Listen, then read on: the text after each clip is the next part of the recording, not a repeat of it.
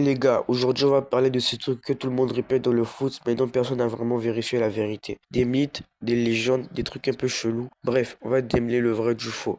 Installez-vous parce qu'il y en a certains, vous allez voir, ça va piquer. Messi marche tout le match, il ne court jamais. Celui-là, tout le monde le connaît. On dirait que Messi est en mode balade au parc, comme s'il cherchait son Uber sur le terrain. Mais la réalité, c'est que le gars choisit juste ses moments. Il marche, il analyse, il observe, et quand il décide d'accélérer, c'est là que tu comprends que t'es pas de la même dimension que lui. Le mec sprint moins souvent que certains joueurs, c'est vrai, mais chaque sprint fait mal. C'est une stratégie, pas de la flemme. Cristiano Ronaldo ne mange jamais de sucre.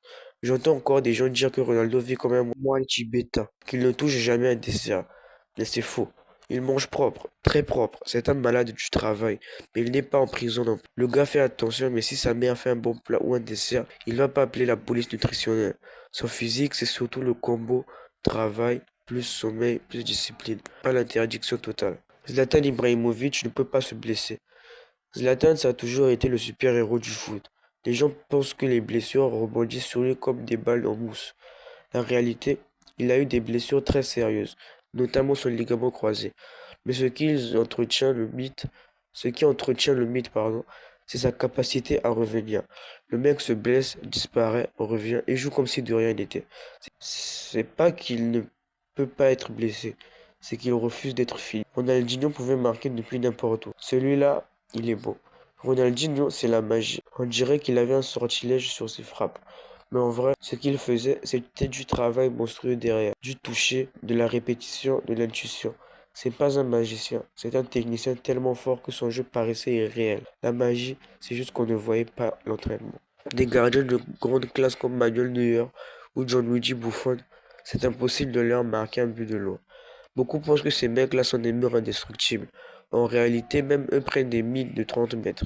Ce qui crée le beat, ce sont leurs arrêts spectaculaires, ceux qu'on voit en boucle, ceux qui deviennent des posters, des compilations. On retient l'impossible, mais pas les fois où ça rentre. C'est normal, c'est humain. Neymar exagère toutes ses blessures. À lui, c'est le chouchou des mêmes. La roulade, la chute. Oui, parfois, il en rajoute, faut être honnête. Mais ce qu'on oublie, c'est ce qu'il est l'un des joueurs les plus ciblés du foot. On le découpe à chaque match. Donc forcément, tu te fais tacler 20 fois par match. Tu as des réactions, certaines sont exagérées, d'autres sont très réelles. Les joueurs portent des chaussettes porte-bonheur. Les superstitions, ça existe vraiment.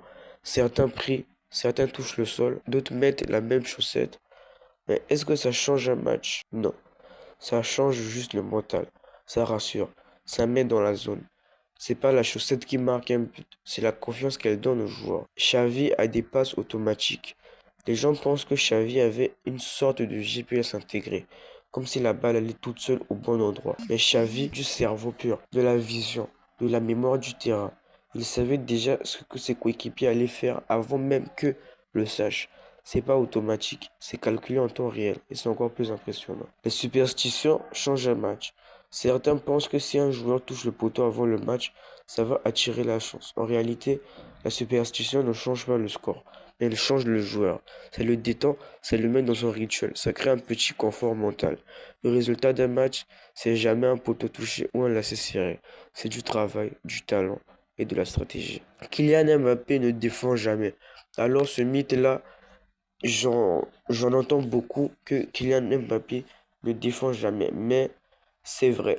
Kylian Mbappé, c'est rare de le voir défendre sur un terrain de football. C'est quasi impossible.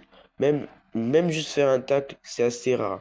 Mais j'ai quand même pu trouver une vidéo de lui qui a fait un tacle, mais ça remonte depuis le mois de mars lors du match contre l'Atlético Madrid en Ligue des Champions. Mais Kylian Mbappé défend très rarement sur un terrain de football. Bref, vous l'avez vu, certains mythes partent d'un vrai truc, mais ils grossissent, ils mutent, et ça devient parfois n'importe quoi.